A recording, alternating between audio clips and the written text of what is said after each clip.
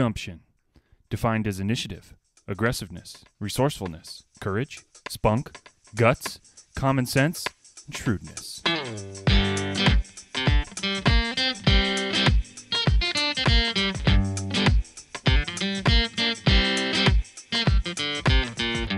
Welcome to the podcast. This is Stories of Gumption with your host, Ryan Lee.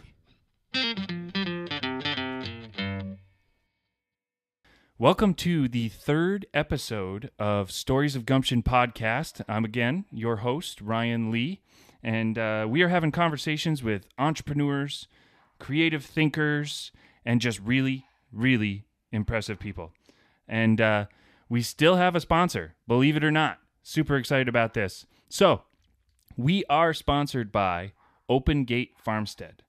A stone's throw away from the mighty Ausable River, Open Gates Farmstead is the first-generation farm specializing in free-range poultry, pasture-raised pork, and seasonal produce. The farm is run using a simple principle.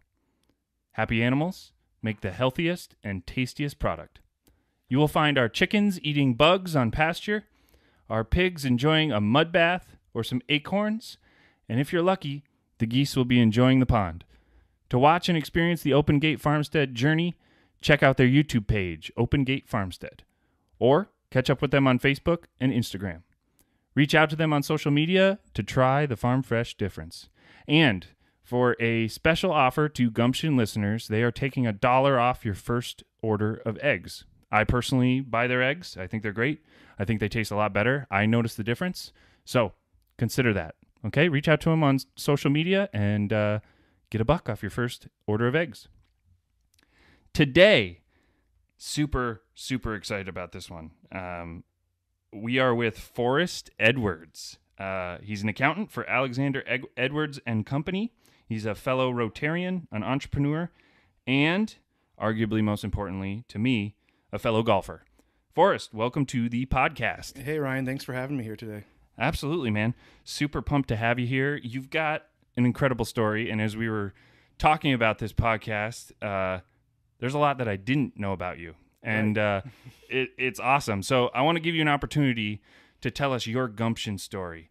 You know, I know you as an accountant, and that wasn't your first big successful job. Absolutely not. So you grew up in the North Country, Northern New York, Grew and up Plattsburgh, class of 2000 PHS. Yep. And then you wanted to get out of Plattsburgh. Yes, I absolutely wanted to leave the area. Just wanted to experience a big city, something different. I had some family down in Central Florida, some cousins and aunts and uncles, and took the big leap and moved at 17 years old to a small town right outside of Orlando. It was called DeBary, Florida. Oh, wow. Nice. So you were looking to get out of Plattsburgh, and you found a career doing... So, yeah, I started to go to school. Let me back up and talk a little bit more about my history. So, sure. My grandfather was Plattsburgh's first CPA, moved here around 1940, and started a firm here in Plattsburgh. My father, a CPA as well, has been working for just over 45 years here in Plattsburgh, and guess what they wanted me to be when when I graduated high school and graduated college. So yeah, right. I was kind of already slated, like, you're going to be an accountant, and this is going to be your business, and this is what you're going to your life's going to be. So I moved down to Florida, started in school for accounting. I think I maybe did like a semester. Then I switched to criminal justice.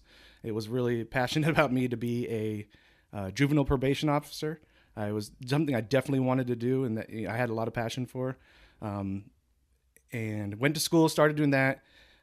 While in school, I took a part-time job selling cars at a very small, it was like a buy here, pay here. It was called JD Byrider. I don't even know if they're still in business. Oh, wow. Started there and was doing that and attending school full-time for criminal justice.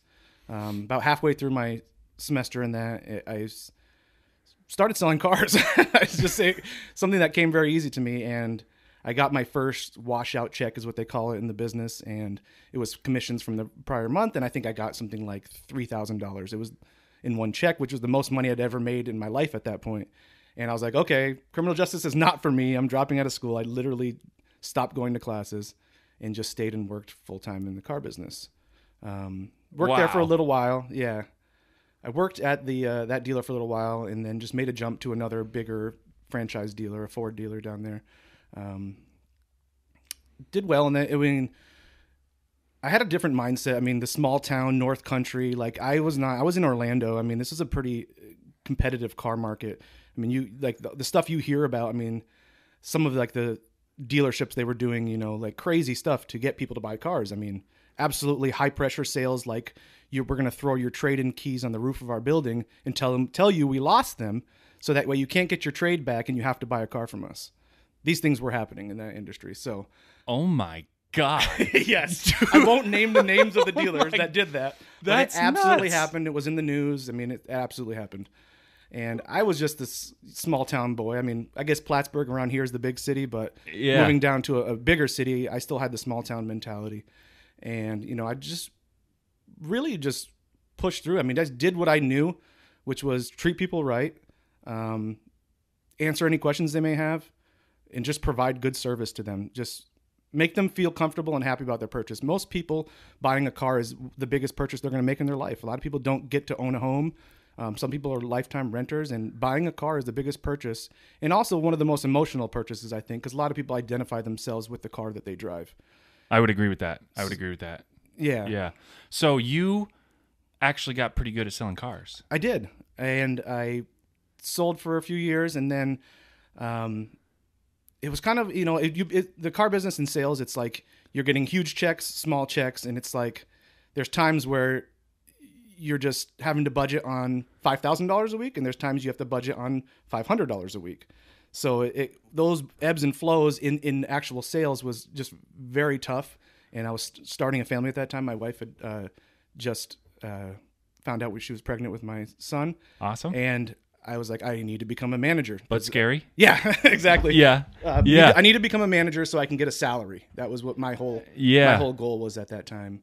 And I went and applied at it was a smaller dealer. It wasn't a franchise dealer. It was an independent dealer. But he gave me a shot at being a finance manager, which basically, if I don't know if anybody knows, a finance manager is the person who you sign the contracts with, the person who tries to offer you ancillary products, gap insurance, warranties, and the person who also deals with the bank and gets your contract bought by the bank.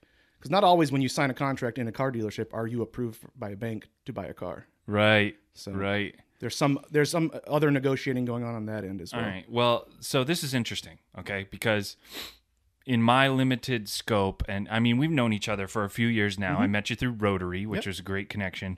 But I've always thought, okay, Forrest Edwards, he's part of a family business. This dude knows what he's doing, but his family business is accounting. I never would have thought this guy is a badass at sales. So tell me how you went about selling a car. Like, how were you different? How did you hustle? How did you not hustle? What was your approach? Tell me about that. I'm curious. Being very young, and I was probably 19, I want to say, when I first started in the car business. I did a couple of odd end jobs before I started that.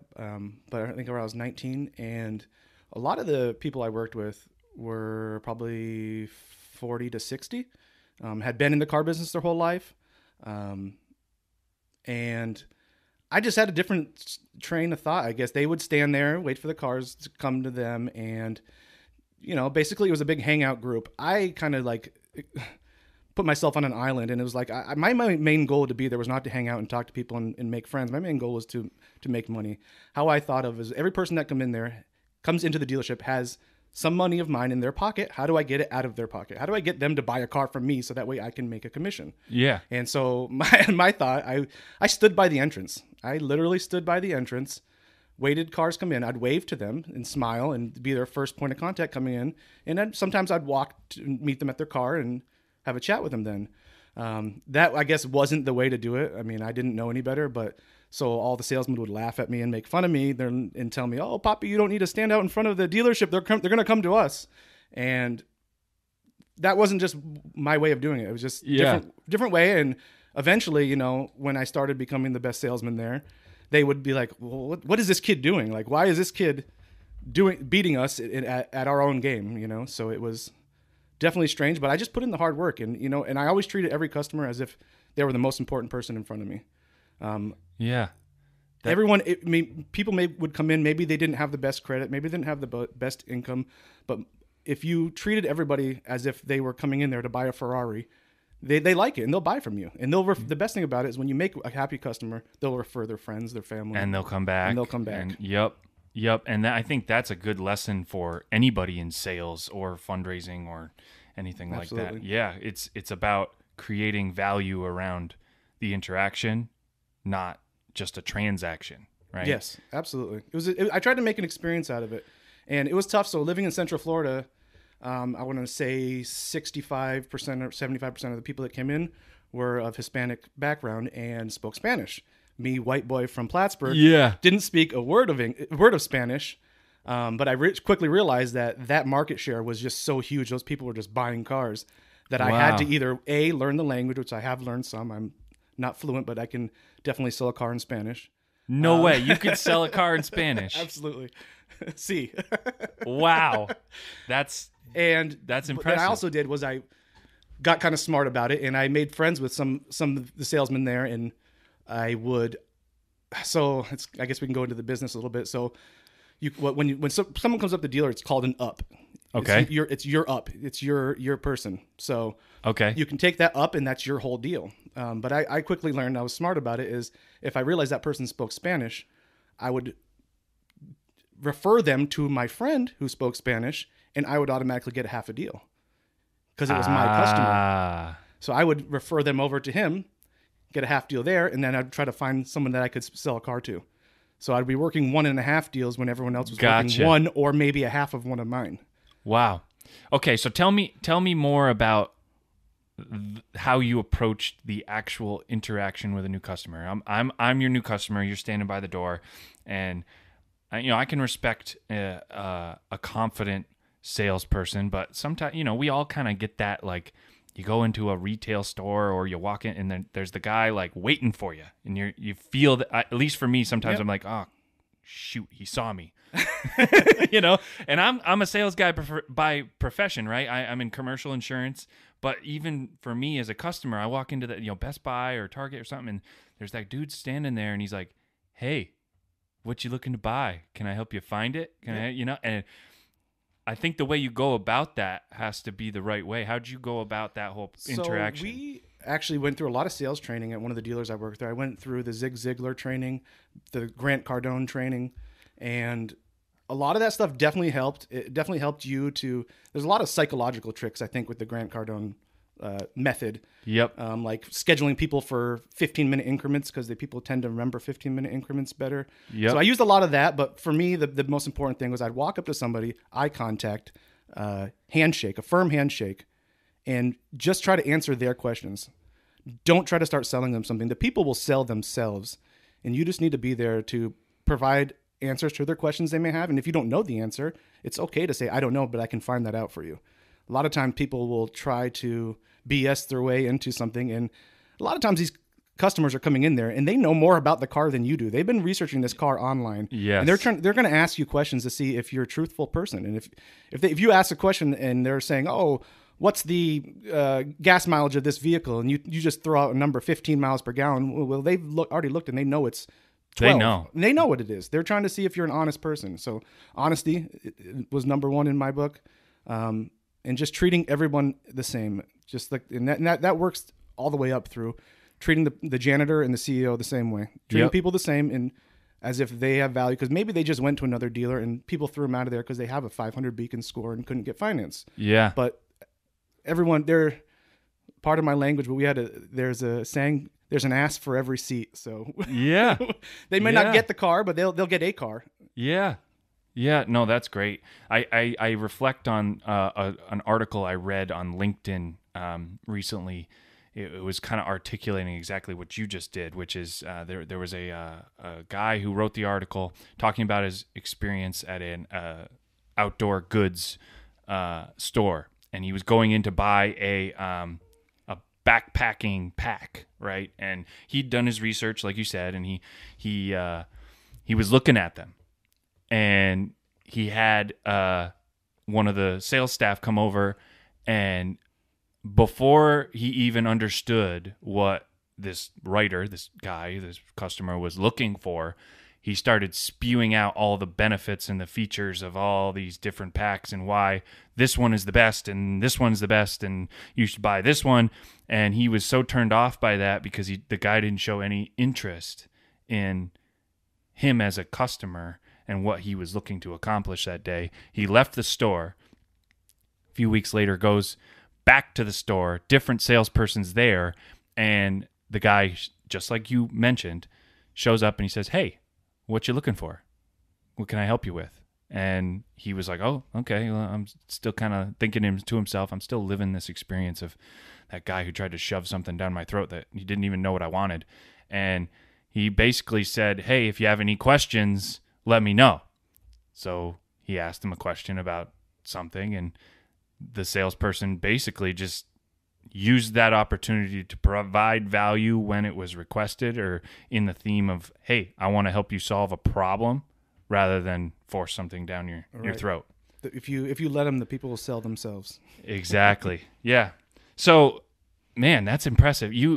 So tell me how you progressed. How long did you sell cars? Did you end up getting that management gig? Yeah. So not many people know this, and now that I'm out of the car business, I guess I don't need to carry the facade anymore. But so I probably worked in sales for close to 8 months before I went from a green pea, is what they call it, wet behind the ears. Yep.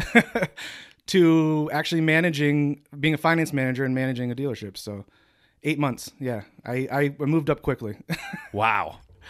It was just in me. I said, I need to become this. This is what I need to do.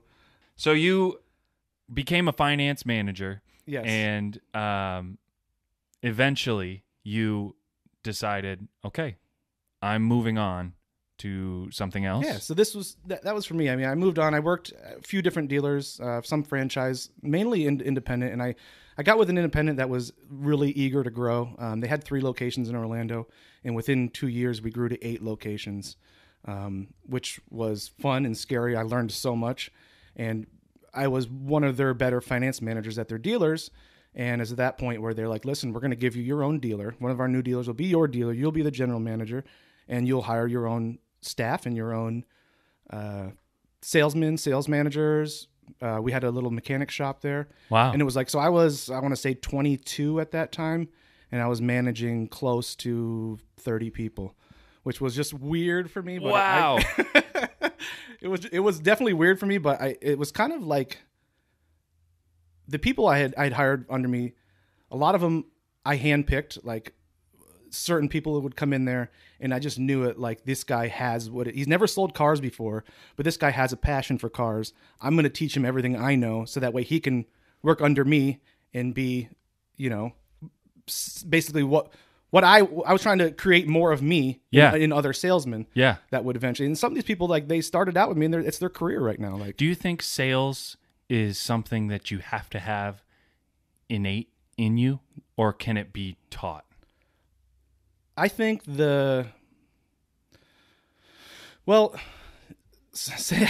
a tough question, because when I think about it, I know people that had no sales background whatsoever. They're passionate about cars, and they were 20 car a month guys all day long. So I don't think you have to know sales. I think if you are passionate about it and you are able to answer the questions and help somebody, it's more customer service than sales. Mm-hmm. The sales are going to come. I think the biggest thing is it's the getting out of your shell and walking up to, which was the hardest for me, walking up to a random person you've never met in your life and try to sell them a product or sell them a car at that point. So for me, let's rewind back to JD Byrider. We had a whole little sales pitch, and this little binder was like a flip chart. And it went through, it explained who we were, what we were doing, how we could help you, how we could finance you, because it was a buy here, pay here. We sold the cars on our lots and financed them ourselves. Yep. And it was this flip chart. And I remember the first time doing it, and I'm just nervous. I had worked, before that I worked in an oil change place, just changing oil. So there wasn't a whole lot of customer interaction there, but I remember my hands shaking, my palms were sweaty. I was so nervous trying to tell this guy this chart that I had spent weeks there studying and memorizing each one and trying to memorize a pitch for each chart you flipped over. And it was probably a train wreck. I don't remember if I sold that person a car, but It was like the most forced, weirdest thing you had to do. I and think like a lot of people the can finance relate to company that. would be like, "Did you do a flip chart with them?" And like, because I started selling there, and I was selling a lot of cars there, probably 20 to 30 a month, and I would stop doing the flip charts. I went away from it completely. Yeah. I just sold the car and told them about what we did, but didn't use the flip chart. But the finance manager would come back, "Did you do the flip chart?" And I'd be like, "Yeah." And they're like, "Well, I asked them, and you didn't do it." And so I'd have to go back and do the flip chart with them before I could get them financed for a car. But Wow. Yeah. Oh man. See, I'm a firm believer that I was curious on your perspective of that, but I'm a firm believer that anybody who's willing to put in the effort absolutely, and wants it, is motivated, can find a lot of happiness and a lot of success in sales. I think you grow up, and especially I was one of these kids that grew up in high school, and I was like, man, I do not want to be in sales. I think of sales as like this. yeah, it was like a negative. It's a stereotype, but you know what? Sales is life. Yeah, It sounds deep to say that right now, and I'm kind of taking a digression, but like if you are going into a job interview that you really want, you're going in to sell yourself. absolutely. If you are doing your own research on a product, you're selling yourself on that product. Maybe that's not a great example, but there's a lot of times in your life where whether you're fundraising for a nonprofit that you're working to support, you're trying to sell yourself in a job interview, you are giving a presentation, maybe you're a researcher and you need funding for your research. Sales is a life skill. Yeah, it's like when they told us in high school, like math is going to be in everything you do. They should have told us sales is going to be in everything you do. Yeah. Because definitely, I like that you talked about the job interview process, because everyone in life's going to have to go through, unless they start their own business, a job interview process. Exactly. And you're really selling yourself. And that's the first, I think, of your career, the first sales attempt you're going to have, really. Exactly. You know, the other thing about learning sales, you said peeling off the shell, I think is what you said, or breaking out of your shell, maybe. Yes. Absolutely. So for me, pushing your comfort zone. Yes, man. The way I had to push my comfort zone was going from being a director in the Boy Scouts, where it was very fundraising, relationship based. We had Steve Frederick on the podcast last episode, talked a lot about relationship fundraising, but pivoting from that, where you're using relationships to raise money, I went to ETS Staffing and Recruiting as a branch manager, and this was my first real exposure to cold calling. Oh.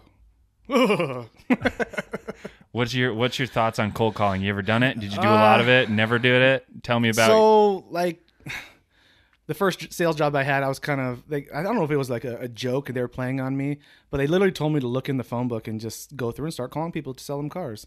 I didn't ever sell anybody a car that way. I did do it, but it just didn't seem to work for me. There is value in it. I think in using it as a point of contact to meet somebody in person.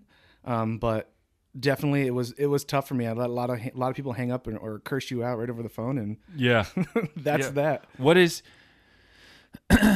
What do you think the objective of cold calling should be? I know if you just Google cold calling or you look on LinkedIn for articles on how to better yourself with this, or whether it's even effective or what people's perspectives are, you get a lot of different stuff. I bet. And I think there's a big push in sales right now to leverage social media and digital contact. Right. But I don't know, maybe it's my industry, but I think cold calling is old school, and old school is still relevant to a lot of business owners. But What is your thought? I'm calling businesses, right, versus individuals. If I was getting a cold call as an individual potential customer, I feel like that might feel different. Yeah, I see. I mean, if you're using it, I think as a set off point to maybe schedule, let's get a cup of coffee. I'd like to meet exactly. you. And we can go over what our businesses are and how I could help you, or how you could help me, or vice versa, whatever you're looking to get out of the relationship. Exactly. So you mentioned in one of the previous conversations we had that after you kind of pivoted away from the car business, you did have experience with cold calling. Unfortunately. So I was working in the car business for years. This is probably so we had the Washington Mutual run on the bank. We had the mortgage crisis. And during that time, it was almost so before that, I could get anybody in a car that had over 500 Beacon score in a job. You could get finance from a bank, no problems. And it was it seemed almost like someone had turned the faucet off of this easy credit. And it was almost impossible to get somebody a car loan at that time. Wow. So I was working at that dealership still as a general manager, making a good salary. And they came to me during this whole crisis and said, hey, unfortunately, basically what I took from it is they grew too quick and they couldn't afford me. And they weren't going to pay me my salary anymore. They just wanted to pay me a commission on all the cars that were sold. So to me at that time, it wasn't something I wanted to do. I had a friend of mine that was working it was called, the weirdest thing, loan modifications. So this was during the mortgage crisis. People were defaulting like crazy, especially in Orlando, on their mortgages, nationwide, but people were defaulting, and our job was to call them and try to get them to work with their bank and modify the loans to a point where that the person could afford to pay for their mortgage still and keep them in their homes. So a friend of mine was doing great there doing that. And I was like, yeah, I'll give this a try. And I went in my first day. It was just the strangest thing. First of all, I walk in and the guy running the whole place, I had just taken his job at another dealership. Ooh. Yeah. He was a finance manager at another dealership and I had taken his job literally from me. And now all of a sudden he is running the show. And I was the new guy there. So there's strike one. Strike one, yeah. Strike two. They hand me, they said, here, you're going to do cold calling because you don't have a customer base yet of people. And they hand me this printout, which I could assume might have been the white pages. I don't know. But it's a printout, name, addresses, and phone numbers. When I started to look at it, somehow, I don't know if it was purposely, I got Compton, California. So my job was to cold call all of Compton, California and try to tell these people to modify their loan with us. Wow. And it was probably the funniest. I mean, because people were just cursing me out. How did you get my number? What do you even call? I mean, it was just, you can just imagine what I went through. And that job lasted maybe a week and I quit. Strike three, you're out. So I may be a little jaded on cold calling because of that experience, but sure. Yeah. I think, not to keep hitting the dead horse with the cold calling, but I think it's all about how you approach it. And I also think it's what is the purpose of the call. The purpose of your cold calls were to get some sort of buying commitment or right. And everyone thought it was a scam. This person has never met you, seen you, and here, in my world, I'm calling within sort of this Adirondack region, Vermont, Champlain Valley, Northern New York bubble. Yep. I can say I live and pay taxes in the same community. It's a little bit more clout than some shady mortgage it's thing. Hey man, do you want to go to the coffee shop down the street? Because I know that's pretty close to both of us. It's a different conversation, but yeah, I think I would really struggle with that cold calling too. Yeah. That would be tough. So you eventually decided. So yeah. This was 2008, 9-ish. You've run the mill with sales. Yes. You had a lot of success. And then I did. I mean, I had great success, but I was also working 80 plus hours a week, which can take a toll. I mean, money is one thing. Money comes and goes, but time is something you can never replace. I missed a lot of time with my family in their younger years. My wife, God bless her, did so much work, and I just wasn't there. I mean, I would leave in the morning at 7 o'clock and come home sometime between 9 and 11 every night. That was it. I had 6 days a week I worked. I was off on Sundays always, but it was just taxing on I think our relationship and our family, dynamics. So at that same time, my dad came down to Florida to visit. We went on vacation, and he had offered me, hey, I explained to him the whole scenario, what was going on, and he was like, why don't you come back, move back to Plattsburgh, move with your family, and go to school for accounting and work for me at the office. And it was obviously going to be a huge change. I mean, culture shock for my family. They lived in warm climates all the time, and we're moving them to Plattsburgh, New York. Yeah. And also just a huge change in, going from, the financial aspect of it, going from making very good money to making a good salary, but just barely starting over. Absolutely. I was got to do the math, but I was say 28, maybe 29. I don't know exactly, but so yeah, starting over at 29, going to college at 29, which was just weird, and working full time. And so I had classes during the day, especially with accounting and some of those that go into Plattsburgh State. Like, you have to take the classes when they're available. Right. So I would leave from work. I mean, obviously I was so grateful that my dad gave me that time and actually even paid me to go to college. And nice. I was in class. I'd show up though with a shirt and tie, and I was 10, 15 years older than everyone, and everyone thought I was the professor. They'd be like, "Oh," and I would go sit down next to them, and they'd be like, "Oh, no, he's a student just like me." But it was kind of a joke. Like, it was because everybody would be like, "Why do you always," like, no one understood. "Why do you always, you're just really serious about this business and this accounting major. You dress up with a shirt and tie." I said, "No, man, I have a full-time job. I come here." I was like, "I don't have time to go home and change." Yeah. So. Wow. So what, you navigated that. You had the support of your family, which Absolutely. is huge. Both your dad and your immediate family. Yep. That's awesome. What advice, after living through that, would you give to listeners about navigating a major career move? Because I mean, I've gone through a couple major career moves, and I tell people my story and they're like, "Wow, how'd you figure that out?" And honestly, for me, it was like, it just felt right. I don't know what your experience was or what advice you might give on navigating that, because people in their 20s are often changing careers multiple times before they find what it is that they're going to. I guess, I mean, don't get discouraged by anything. Just because you're taking a deviation from your long-term plan. Say you got this long-term plan, like, I want to graduate and I want to be a doctor. But in between your bachelor's and going to whatever medical school, you start working a job doing something else. Just because you're deviating from your main plan doesn't mean you can't get back on track and go towards your goal. I mean, I took almost a decade deviation, but I'm back on the plan that was set out for me, and what really is going to be beneficial for my family, and really something I'm really good at. I mean, crazy enough, I didn't do the greatest in high school, but I did have the highest grade in business class, and I actually got the business award in high school. So it's something that's always come easy to me. Accounting, business, something I grew up with. So it's definitely where I'm at, where I'm supposed to be in life right now. Absolutely. That's fantastic. I'd like to pivot now towards that expertise that you have and are continuing to develop. It's,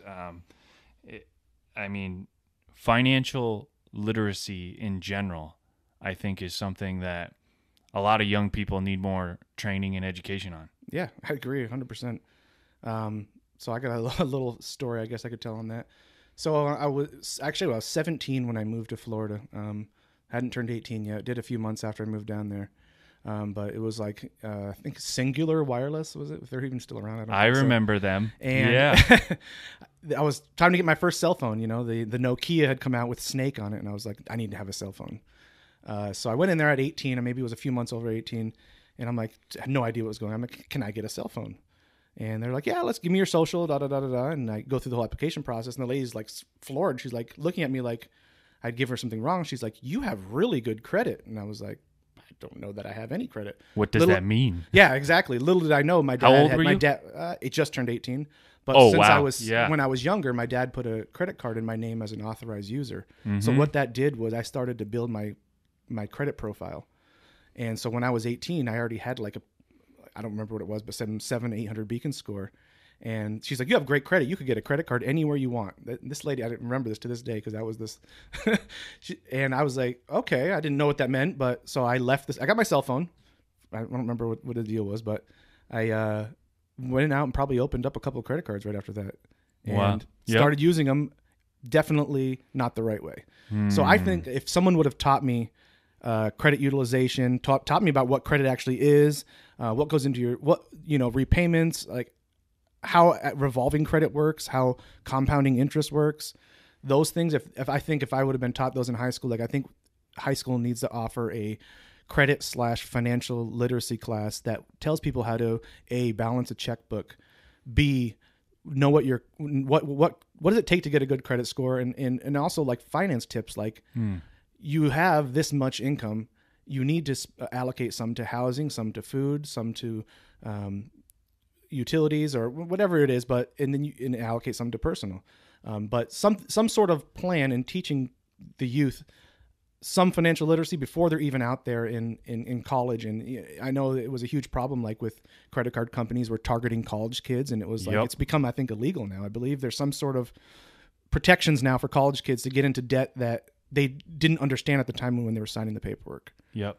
I had a senior economics teacher in high school. Shout out to Mr. Rabideau. I don't think this was at all part of his curriculum, but he did go into credit cards briefly, financial planning briefly, and I remember that resonating with me because he basically put the fear of credit cards in all of us. It's a great fear to have. Yeah. And, I still have credit cards now, but, you learn to master them now. You learn how to use them to your advantage versus, because not having a credit card at all can also hurt you, right? So talk to the listeners a little bit about the factors that affect credit score.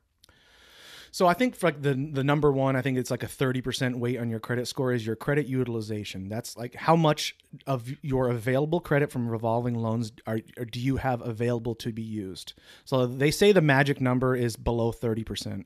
As long as you don't run a balance that is more than 30% of your total credit limit, then it doesn't have a negative effect on your credit score. There is a sweet spot too. And then also the weird part is if you absolutely have no balances and you don't carry a balance within your cards, it also has not as much of, but also has a negative impact on your credit score.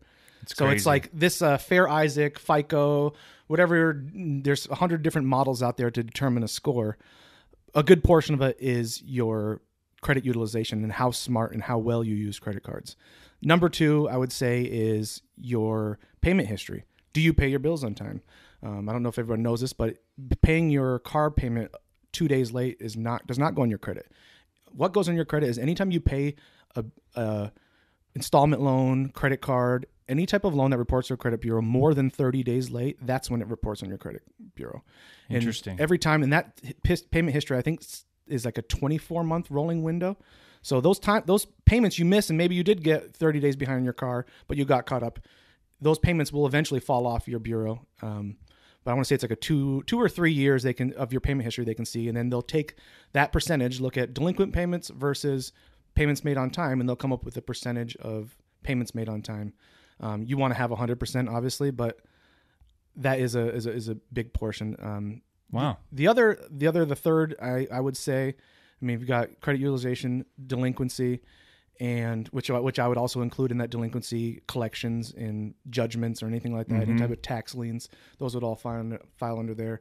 But having too many inquiries, like going out and every time someone offers you a credit card at the register to save 10%, like TJ Maxx or any of these other companies do, every time you do that and you fill the application, a inquiry goes on your credit, which I believe stays on for around 3 years or so.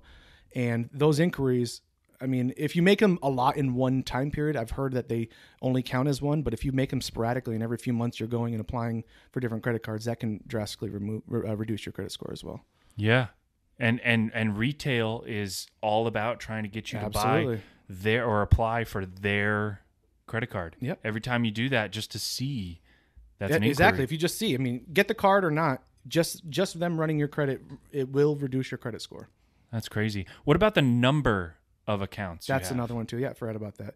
So number in, like, let's say flavor of accounts, because you have, so on your credit bureau, you have installment loans. That's like your mortgage, your car loan, your personal loan, your student loans.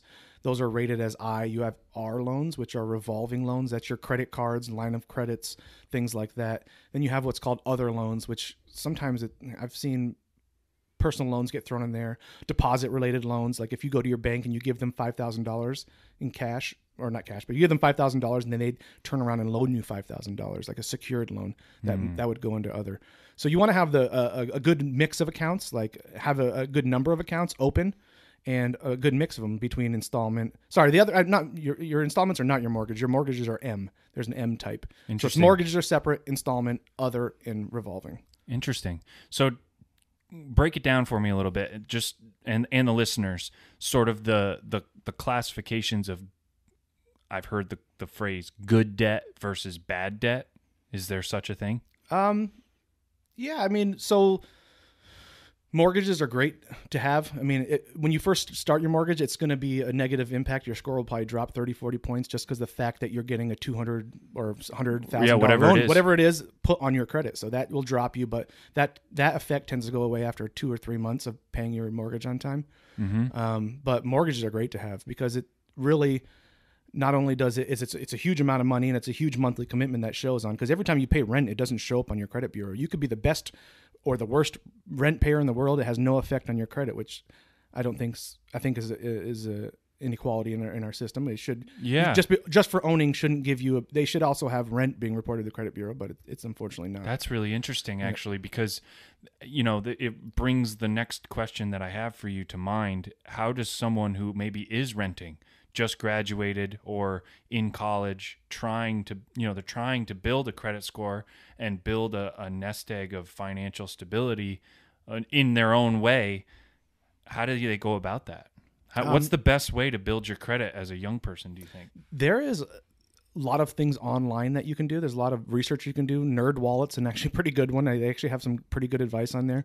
Opening up a Credit Karma account, they can push you in the right. They're definitely going to try to push you to apply for a lot of things. Mm-hmm. But if you take that aspect, the sales aspect out of it, and just use their advice that they're giving you, they'll give you some pretty decent pointers on how to improve your score, things you can do. There's tons of professionals out there, and especially in mortgage professionals, because they can see the value in it, that will actually work and do help with your credit bureau. I know Matt Craig of Bank of England Mortgage. Bank of England, yeah. He does some credit repair and credit work, and he'll kind of partner along with you, because I don't know what they charge, if it's free or if they have a charge for it, but you think about it, it's like you're almost farming your own clients, because if you help this person, that their main goal is to get a mortgage, and if you help this person get their credit to where it is, they're 100% coming to you for a mortgage. Yeah, absolutely. And I think, not to go too far in a digression here, but I think he's doing classes at SUNY Plattsburgh, like adulting financial literacy 101 or something. He is, yeah, that's great. Yeah, it's good. That's good. That's what students need. So again, now we talked about the young person trying to build credit. Our generation, approaching middle age, I guess, what are some of the things that we need to be mindful of to ensure we maintain or continue to build good credit? Right. Like with anything, like with the story I told about the dealer that grew too quick. I think not growing too quick and not trying to get to your goals too quick, and setting out goals and attaining them and checking them off your list, not going like, oh, I need to have a mortgage, I need to buy a house, I need to do it within this amount of time period. Take baby steps to get there. And then once you've got that and to maintain it, I think the best thing to do is not deviate from the plan. You're paying your mortgage is great. You're just paid off your car and you drove by and saw that shiny new boat or that ATV or quad, and you get into another loan with that. So I think just trying to get all these things that you can get, because now you have good credit. If you want to go in and buy that brand new Kawasaki ZX10, you can, and you can probably pay like $100 a month for it. But I think making smart decisions and living within your means definitely a good thing. That's a good point, actually, because I think our financial world, and we're constantly bombarded with opportunities to, frankly, really screw up our credit, right? Yeah, absolutely. and that's like how our economy and like a lot of corporations are set up. But like, I feel like everything is presented in a monthly, so easy. Yes. Monthly payment. Yeah, exactly. A monthly payment for how long though? And so, could you speak to that and like absolutely the making decisions based on a monthly budget versus a total cost? Right. So we'll go right back to, at some point in the car business, I worked at a Kawasaki dealer and we were selling Kawasaki's. So ZX10, that's why I said it. You could finance with Kawasaki Credit, which was actually a credit card. It went on your credit score as a credit card. You could finance a brand new $10,000, $12,000 motorcycle. And the payment, if you didn't pay attention, the interest rate was like 29%. But the payment was so low because typical credit card repayment is 3% of your balance. They want 3% of your balance every month. These specials that they were running, you could get them in. You could get a repayment period of $99 a month. But if you're not paying attention, of your $99 a month, $85 of it is going to interest. you're not reducing your balance at all. So you're going to pay for this Kawasaki for 10 to 12 years. Jeez. Yeah. At the $100 repayment, which what they get you, it's only $100 a month. You know, you're paying $12,000 plus interest. I mean, in compounding, but it fits into your monthly budget. I don't know who said it, but was it Einstein? Compounding interest is one of the most confounding things to man. Wow. Yeah. Yeah, and I feel like that would apply back to the car industry in general, right? Yeah. That's you see the ads on TV all the time. Leasing versus buying. Get a vehicle for $100, $200 a month. But yep. And some of those aren't bad. Some of those they just are kind of shady in what they're disclosing. Those $200 a month, yeah, it's a lease. You're never going to own the car. It's renting the vehicle. Which leases, I don't have any problem with leases. I think they definitely have their place, and they're a great tool if you use them. But in no way are you going to own that car for $200 a month. You're going to own it. You're going to use it for that time period, and then when your lease is over, you're going to have to buy it or turn it back in. Now, when you buy a car, like Lauren, my wife, and I both own our cars. Hers is paid off. Mine, I still have a payment on it. Getting close to paying that sucker off, though. It's a great feeling. But yeah, so I mean, my family and we've always owned cars, but they say buying a car is the worst investment. Absolutely. It is. But it's the fastest depreciating asset you can ever own. But never is buying a car a financial investment, ever. A good one. Ever. Yeah. So like we also bought our house, right? And that is something that we have. Right. And that's going to appreciate in value. We know we've already made money on our house. Yep. We know if we sold it tomorrow, we would make. Absolutely. And I think that was also part of the strategy of buying within our means versus buying this house that's super luxurious, but maybe being upside down on it. But what are you? Yeah. So I mean, we kind of talked about it a little bit already, but I mean, buying versus leasing. Is there an advantage to leasing because you're not investing in something that's depreciating, or? I guess for leasing, the whole idea, because I have a lot of friends that ask me this question, and I love leasing for businesses. It's easier. It's great. You can write off the payment, let's say, or a portion of the payment if it's not 100% business use. Whereas paying in that full amount you pay every month is what is going to be either expensed or personal. Versus when you buy a car and you're paying back that, your only deduction of buying the car is interest for business standpoint. Either one you still can depreciate, but so for businesses, leases absolutely make sense because you don't need to own unless you're planning a long term with it. And for individuals, I always look at it to the point where I tell them, what is your history? Do you typically own cars and drive them till the wheels fall off? Or do you like to have a new car every few years? Because if you like to have a new car every few years, leasing's definitely the way to go for you.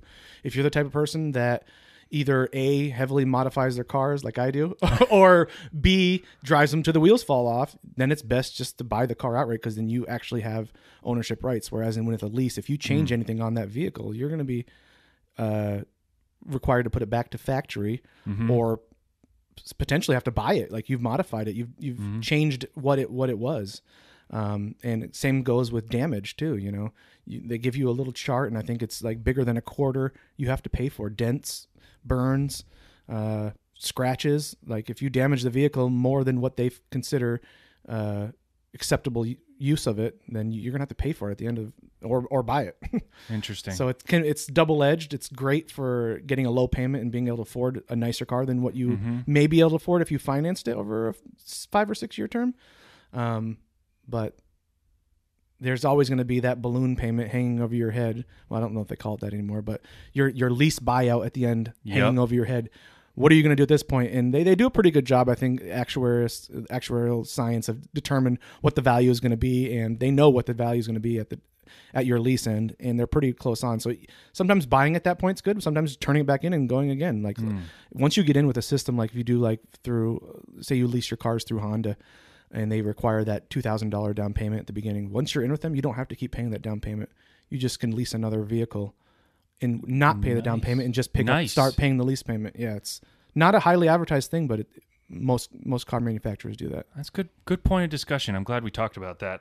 The other big piece of financial literacy that young people need to learn and quite honestly, most people could probably improve on. I would say balancing a checkbook. Yeah, it's very important. Talk to me about that. Knowing what's going in and going out, that's hugely important. Knowing if your bank's making mistakes, because they definitely do. And if they make a mistake in your favor, they're going to correct it quick and take their money back. Vice versa. Either way, if they take too much money out, they made a mistake, you want to be on top of that and know that. Also, it's a good idea to give for cash flow, looking at, your bank balance may say you have $2,000 in the bank, but you have 5 or 6 checks that you mailed out that are still outstanding. So without knowing if these people are cashing and what your true balance is, you got to reconcile your bank book every month. Yeah, that's important. And I think I probably could improve with that, but I could too. I think, yeah, we probably all could. But I think at least my bank in particular does a pretty good job with keeping the online banking updated. But even so, I've learned that that's not always super accurate. Yeah, like it's behind. There's usually a little delay with some things, and there's a lag in it in reporting, and then there's also like you can check for all the balance in your checkbook at the time, and until it clears the bank, your bank's going to think the money's still there. They don't know all the checks you're writing. Exactly. So as long as if you're not going to sit down and reconcile your checkbook every month, as long as you have a firm idea of what's going in and what's going out, and you're constantly, I unfortunately probably do it 3 times a day, checking your bank account and seeing what transactions are happening, then you're just not going to know, and you're going to miss stuff. Yeah. And there is fraud. Like it happened to me a few years back through my community bank debit card. Somehow the number got skimmed from somewhere, and luckily I had been right there and there. I caught it before they did. Someone had bought gas at a gas station and then one across the street in Brooklyn, and it was like a $50 transaction. Wow. So I caught it before community bank did, and I was not liable for any of the purchases. But I was just like, I went on, I'm like, what? Brooklyn? No, I definitely didn't do this, and called them right away, and they put a stop on it before anything else could happen. And that's just because you were diligent about making sure you were balancing or at least reviewing your account on a regular basis. Don't just spend mindlessly. Yes, that's very important. Is there a recommended amount? I know accounting and retirement and saving is a little bit different, but is there a recommended amount that you would say everybody should try and save? I think a lot of people go by the rule of thumb, 10%. 10% I think would be your minimum, really. Okay. If you can save 10% of your paycheck every week or every month or however it may be you get paid, that'll so you make $50,000 a year. You're saving $5,000 a year. Yeah, that's good. That adds up. That adds up. If you can do more, you can do more. There's super savers out there, people that save 30% of their paycheck. That's great. Make sure you're not, if with that savings, you want to turn. I don't know if anybody's done much. Turn those assets into a income producing asset. Whether it be you invest in a small business and you make yourself do that, that's an idea. Whether you invest in the stock market, and that hasn't been too great lately, but there's some pretty secure ones. If you just go and put it in a savings account, there's Discover right now is offering 2% on a savings account, which is pretty high, especially for a savings account. Yeah, for a savings account, exactly. Money markets are out there. Make sure you're not just stuffing that money under your mattress. Because if you're not earning income on your assets, they're depreciating due to the time value of money, due to the fact that in the future things are going to cost more. $1,000 today needs to be $5,000 20 years from now. You need to make sure your money is increasing in value, or because if it's not, it's decreasing in value, even if you're holding it in cash. Absolutely decreasing in value. That's the classic. If you watch Parks and Rec, the concept of Ron Swanson burying his gold. His gold is depreciating technically, right? Versus investing it. That's funny. So this has been great, Forrest. I've learned a lot personally. I hope the listeners have learned a lot. I'd like to give you an opportunity to plug Alexander Edwards and Company, how people can get in touch with you. Or Certainly. So we are pretty visible on the web. You could search Alexander Edwards and Company. You could search Accountants Plattsburgh. You could search CPAs Plattsburgh. Any of those things, you should find us on the first page. Our website is www.aecocpas.com. On our website, there's ways you can get in contact with us. There's ways you can schedule appointments on our website. We also have social media. We're not too heavy, but we're on LinkedIn, Facebook, Twitter, just to name a few. You could find us by searching on any of those. You could come to our location. Our street address is 47 Dock Street. If you're not familiar with that location, it's right on the Y as you would go down towards the Naked Turtle. Mm-hmm. So we're right on that. Near the train station. Yep, absolutely. Across the street from the train station. You can walk in any time, visit with any of our accountants. Scheduling appointments, great. You can reach us at 518-563-1600. What kind of, and just so, I mean, accounting is accounting, and I think we all have an understanding, but where would you guys really provide the most value to people, what or we're different considered services is you a offer? Full service accounting firm. We do everything from audits, reviews, compilations. We do tax, we do payroll, we do bookkeeping. We do just about everything. There isn't much out there. I mean, if something's too complex, we can refer you out to someone who may be an expert in it. But we do have a good mixture of multidisciplinary people. My dad's been there for just under 50 years. We have other people that have been there that have been practicing CPAs for quite a bit of time. One of our CPAs is an state and trust certified. It has different designation on top of her CPA license. So she's a great wealth of knowledge if you have any estate or trust concerns or anything like that. We just do just about everything. There shouldn't be much that we can do, especially in this town. I think we could do just about anything that's going on here. And here we are sitting in March 23rd. So so I'm honored that you gave me, an hour of your time in the middle of the heat of tax season. And things slowing down, you're getting through. You still got quite a ways to go before you're out. I think that with the tax changes, a lot of people are doing the let's just procrastinate and wait. So there's still a lot of people to bring their stuff in, but we've been chipping at it away. We definitely stay on top of it. We can take on new clients if you still do not have an account or are looking to change. You can still come to us this year. We are still accepting new clients. But awesome. Well, Forrest, it's been an absolute pleasure, man. A fellow golfer, Rotarian, get out this year. An entrepreneur, and look at me. I'm gonna come to you for sales advice down the road, and an accountant for Alexander Edwards and Company. It's been a pleasure. And also, don't forget, we are sponsored by Open Gate Farmstead. Their simple principle: happy animals make the healthiest and tastiest product. And if you reach out to them on social media and you say, "Hey, I listened to the Gumption podcast," they're going to take $1 off your first order of eggs, and they're really good. On that one too. Yeah, do it, man, do it. They're real good eggs. And if you're lucky, and I don't know if they want me saying this, but I'm going to put it out there, they have duck eggs occasionally. Those are good. Dude, those are real good. It's like I was kind of like hesitant. I'm like, what is a duck egg gonna taste like? He's like, just imagine an egg with a half a stick of butter in it. That's what a duck egg tastes like.